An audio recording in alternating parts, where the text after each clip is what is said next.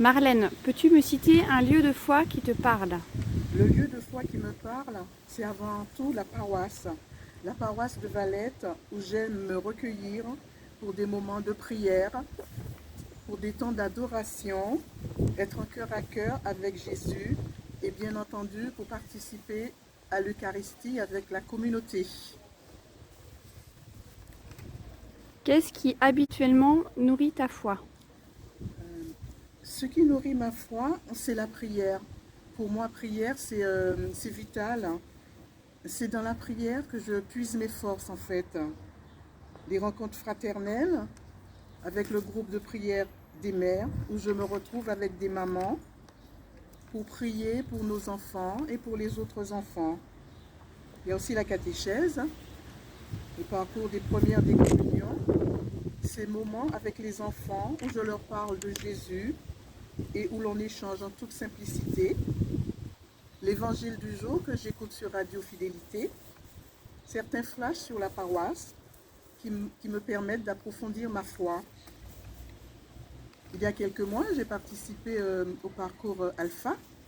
Ce parcours m'a été très bénéfique par les enseignements, les temps de louange, les temps de prière, les témoignages et puis de belles rencontres aussi.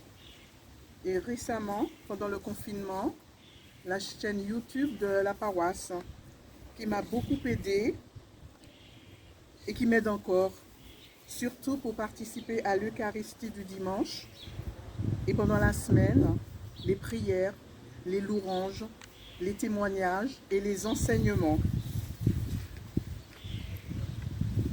Comment as-tu rencontré le Seigneur? Il y a à peu près 20 ans de cela, j'ai rencontré le Seigneur à un moment dans ma vie où j'étais complètement désespérée et seule. Je pense qu'à ce moment-là, le Seigneur a mis dans ma vie des frères et des sœurs qui faisaient partie en fait d'un groupe de prière du renouveau charismatique. Le renouveau charismatique, c'est ces groupes de louanges où on chante, on loue et on prie l'Esprit Saint. Donc cela m'a beaucoup aidé dans ma foi aussi. On prie l'Esprit Saint et on chante souvent avec les mains levées vers le ciel. C'est vraiment à ce moment-là que j'ai rencontré le Seigneur. Euh, Jusqu'à maintenant, il est toujours présent dans ma vie et je ne l'ai jamais abandonné. Et je pense qu'il ne m'a jamais abandonné non plus. Et je remercie le Seigneur pour tous ses bienfaits et pour mes frères et sœurs qu'il a mis sur ma route pour cette belle rencontre.